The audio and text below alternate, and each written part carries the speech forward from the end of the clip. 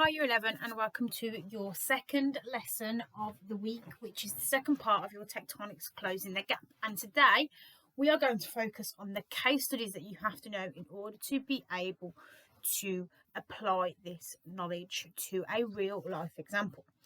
On the screen, as usual, there are the three stages of our learning journey. So our first misconception that we're going to address is the difference between responses and effects during a tectonic hazard. The second thing we're going to do is we're going to go through the key facts and figures of both of our tectonic case studies. And then finally, we are going to apply this knowledge to an exam question, which we will be assessing. So the first thing we're going to do is we're going to talk about some of the weaknesses that popped up in your mock. And this was that the 9 marker, lots of you spoke to the effects, but you did not link it to the responses. If you said that an effect was homelessness and the response was this, then that is fine, but your link to responses was not explicit enough. So the first part of our learning journey, we're just going to talk about the differences. So an effect is the effect of an earthquake, is the damage which happens as a result of the earthquake. For example, in Kashmir, 3 million people were left homeless because the earthquake destroyed their homes. That was the effect of the earthquake. It was an impact of what happened due to those seismic waves. The second branch of sort of effects is that you have a primary effect which happens straight away after the earthquake. So deaths, injuries, the collapse of buildings, landslides, etc. Your secondary impacts are things that happen in the following days, weeks, or even years after the initial earthquake. So, for example, becoming homeless is a secondary effect because the primary effect of that is that the buildings have collapsed. So those are your effects. Responses then are how a country reacts to an earthquake. How do they deal with the damage that the earthquake has caused? For example, in L'Aquila, mobile phones were handed out to residents. Again, another branch of sort of responses is you have your short-term responses, which are immediately after the disaster. This normally encompasses some form of search and rescue, whether they use diggers, whether they use mobile phones so people can locate their family. That is what normally happens. Long-term responses are months and years after, such as rebuilding infrastructure, trying to recover the economy, anything that sort of falls into that bracket. So that is it for this part of the learning journey. I just wanted to go over with you what the difference between an effect and a response is, and we are going to apply that now to our case studies. So you guys should know that you have 2 case studies for your earthquakes. You have to know an LIC example, which was Kashmir in Pakistan, which happened in 2005, and a HIC example, which was L'Aquila, which happened in Italy in 2007. You have to know the effects and responses for both of them. What I want you to do is I want you to split your page into 4 sections like you have seen here on my screen, or any other way that you like to record notes with the same headings that you can see in front of you now. Your task is going to be that I'm going to bring some effects and responses up on the screen for both case studies, and you need to sort them into the correct square of your sheet. Everybody will be doing that task.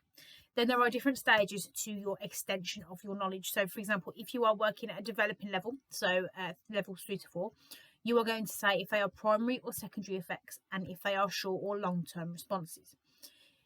If you are working at a grade 5 to 6, which would put you in secure level, I want you to explain 1 impact and 1 response per earthquake, just so you are getting in the habit of reaching that sort of higher level of explanation. If you are aiming for grade 7 and above, you are going to try and link this to the wider case study context. So, for example, if you're talking about diarrhea and dysentery spreading in Pakistan after their earthquake, you could link that to the fact that Pakistan is an LIC with a GDP of less than $1,045. So they then struggled to facilitate the provision of clean water. So you would link the wider context to the impact or the response that you are talking about. So we'll do the first one together. The first one is that in Kashmir, 40,000 people were relocated from the tectonically active zone. We know that the earthquake didn't shake those people so hard that they moved from the earthquake away from it. So it's not an effect. In fact, it is a response because it is what the government did to avoid this kind of tragedy happening again. So that's the first bit. That would go in Kashmir responses. You would then either decide if it is a short or long-term response. Did they do it straight away or did they wait? Or you are going to explain why it was good or bad, and then you will try, if you wish, to link this to a wider case study knowledge. Why were only 40,000 people moved away from that area? And would it actually work in Pakistan? So the rest of these now you are on your own. L'Aquila, 300 people died. In L'Aquila, 60,000 people were left homeless. In Kashmir, 80,000 people died and 70,000 people were left injured. In L'Aquila, cranes and diggers were used to clear out rubble. In Kashmir, tents, blankets and medical supplies were distributed. In Kashmir, 3 million people were made homeless. In Kashmir, diarrhea and dysentery were spread due to the fact there was no clean water. In L'Aquila, most of the city centre was rebuilt to be earthquake-proof. And then finally, in L'Aquila, tens of thousands of homes were destroyed. You should now have a bank of effects and responses for both earthquakes. You should have at least one fact in each section. And if you haven't, you can go through your knowledge cards and make sure that 1, you have sorted them correctly, and 2, you can look through the knowledge cards and look for anything that you missed that you might want to include. We recommend that you know 2 effects and 2 responses per earthquake so you can compare and contrast in terms of what is more significant. Which brings me really nicely to the next part of our lesson, which is where we are going to fill in some gaps in your knowledge in terms of how you did in the mock. Generally, on the whole, the knowledge is good. It is about applying it to the exam question and understand what it is asking of you. So a slightly different question.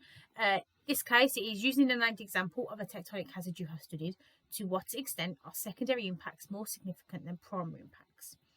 Putting it in simple speak, if we look at the second box, that just means that either talking about Kashmir or L'Aquila, how much are the long-term impacts worse than the straight-away impacts?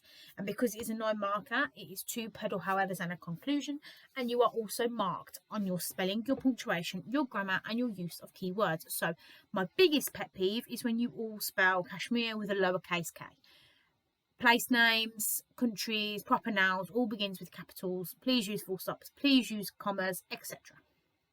So the way that you would approach this question is, think first, do you want to talk about an LIC or a HIC? If you want to talk about L'Aquila, your secondary impacts generally will be worse because they tend to have more economic damage and the rebuild takes longer because they have much more developed infrastructure. If you want to talk about Kashmir, their primary impacts will generally be worse because they haven't got the means to deal with the problem straight away, which leads to more deaths. So, for example, they don't give out enough medical supplies, so more deaths will happen. Their buildings aren't good enough, so more deaths will happen. So that's how you can start with it. So for the example I've given you in the red boxes at the bottom of your screen here is how I would approach it if I was talking about L'Aquila. So I've said one primary effect of the earthquake in L'Aquila was, and you would say what earthquake impact you were talking about. You would talk about why it's significant and why did it cause problems, and you would link that to SEEP. You would say then this means that, and what does it mean for the future of the country? What future impacts does it lead to? And if you are working at grade 7 or above, you need to include a however. Moving on to the second paragraph, then you would then say that the secondary effect of something was in whichever country was more significant. Why was it more significant? Why is it more of a problem? What does it mean? What does it link to? And what could you argue? On the other hand, if you are going to go down the Kashmir line, you might start off by saying that the one secondary impact of the earthquake was, and then on the other hand, primary effects are more significant. You would just flip the way that you are approaching it, if that makes sense. You then need to include a conclusion. No new information in your conclusion. What is your biggest argument for whichever point you are making? But also do not forget that, however, you need a clear and detailed second argument for this question. And that brings us to the end of your home learning for this week. You simply need to upload your completed exam question. Please don't feel like your other work that you have done throughout the lesson is a waste, because we've understood the concept of responses and effects, which allows us to answer the final question. You have gone through the case study knowledge that you needed for the final question, and you have tied it all together really nicely in an exam question at the end. Well done for participating in your home learning, and we cannot wait to mark and review it.